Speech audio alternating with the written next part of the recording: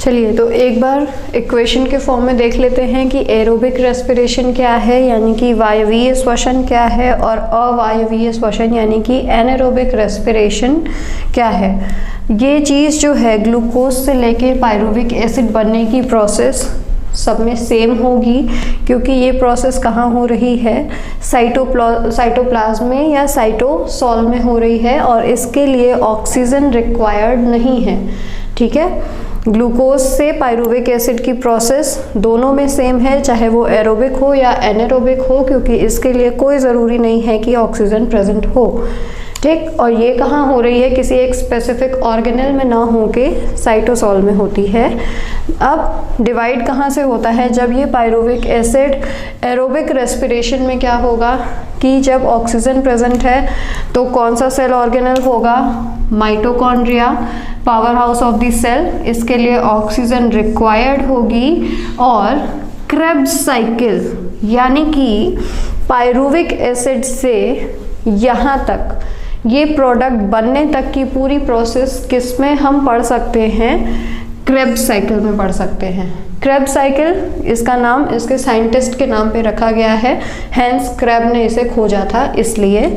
ठीक, तो pyruvic acid से क्रेब्स साइकिल के द्वारा क्या बनेगा, carbon dioxide, water and energy release होगी, और अगर ऑक्सीजन एब्सेंट है तो क्या होगा, फर्मेंटेशन की प्रोसेस होगी, या कुछ प्लांट सेल्स में ये प्रोसेस होगी।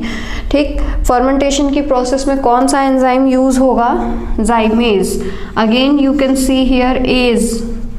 ठीक, तो किसी भी एंजाइम को रिप्रेजेंट करने के लिए सफिक्स क्या यूज होगा, एज यूज होगा, एंड पूरा एंजाइम का नाम क्या है, जाइमेज। जाइमेज एंजाइम यूज होता है फर्मेंटेशन की प्रोसेस में, ईस्ट में होती है ये process in the absence of oxygen. Pyruvic acid से क्या बनेगा आपका, 2 कार्बन मॉलिक्यूल का एक एल्कोहल बनेगा, OH ग्रुप अटैच्ड है यहाँ पे, यानी ये एल्कोहलिक ग्रुप अटैच्ड है। ठीक, कार्बन डाइऑक्साइड बनेगा और एनर्जी रिलीज होगी, इसे क्या बोलते हैं, इथेनॉल बोलते हैं। इथेनॉल या एथिल अल्कोहल आप ये बोल सकते हो। ठीक, अब इन दो प्रोसेस या इन दो इक्वेशंस को देख के हम इजीली क्या कर सकते हैं, इन दोनों में डिफरेंस बता सकते हैं। ठीक है, कि यहाँ से यहाँ तक की प्रोसेस तो सेम है, लेकिन अगर फिर एरोबिक रेस्पिरेशन होगा तो वो कहाँ होगा, माइटोकॉन्ड्रिया में होगा। ठीक, और इसके लिए कोई एक स्पेसिफिक सेल ऑर्गेनेल ज़रूरी नहीं है। ठीक है, या फिर अगर ये मसल सेल्स में है तो मैंने आपको बताया ही था कि लैक्टिक एसिड का फॉर्मेशन हो जाएगा।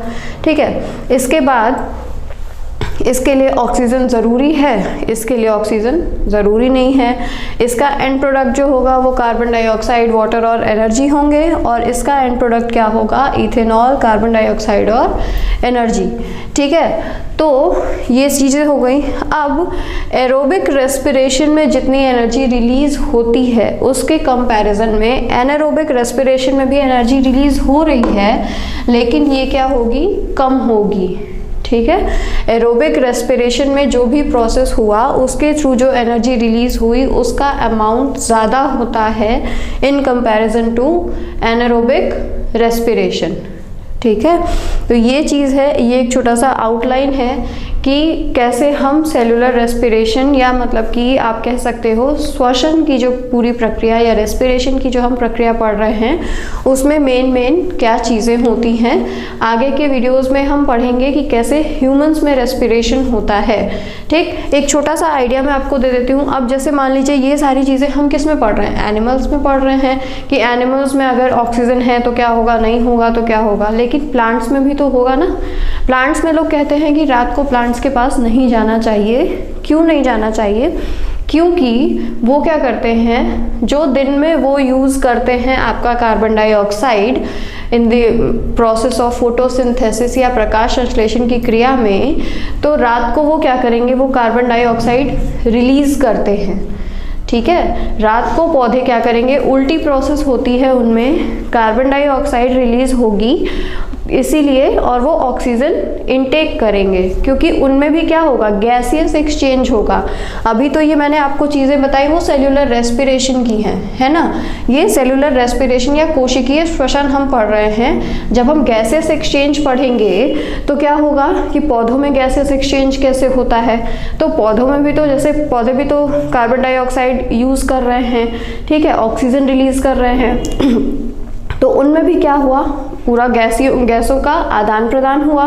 तो वो पूरी प्रक्रिया कैसे होती है, एक मैंने चीज़ आपको बताई थी प्लांट्स के लिए कि प्लांट्स की लीव्स पे छोटे छोटे पोर्स प्रेजेंट होते हैं, है ना, जिसका नाम मैंने आपको क्या बताया था, स्टोमेटा, ठीक। स्टोमेटा बताया, स्टोमेटा छोटे छोटे पोर्स हैं, ठीक। तो गैसेस का एक्सचेंज, स्टोमेटा जब मैंने फोटोसिंथेसिस स्टार्ट किया था तो इसका एक फंक्शन ये भी तो था कि गैसियस एक्सचेंज में हेल्प करता है, ठीक। वो कैसे करेगा, स्टोमेटा के क्लोज और ओपन होने पे डिपेंड करता है, ठीक। पौधों को भी एनर्जी चाहिए, ठीक है, लेकिन कम चाहिए क्योंकि उनको बाकी एनिमल्स की तरह मूव नहीं करना है इधर उधर, वो सिर्फ एक जगह पे अपना लगे हुए हैं, लेकिन बाकी जो पूरी प्रोसेस है उनकी, उसके लिए भी उनको क्या चाहिए, गैसेस एक्सचेंज होना चाहिए और उनको क्या चाहिए, रेस्पिरेशन की ज़रूरत है। तो एक तरीके से जो गैसियस एक्सचेंज पौधों में होता है उसको हम रेस्पिरेशन ना बोल के ट्रांसपिरेशन बोल सकते हैं या वाष्पोत्सर्जन बोल सकते हैं। वो भी थोड़ी अलग प्रोसेस है, वो भी हम देखेंगे कैसे होता है, और इसके आगे पढ़ेंगे हम कि ह्यूमंस में रेस्पिरेटरी सिस्टम क्या है और कैसे ह्यूमंस में रेस्पिरेशन होता है, ठीक है।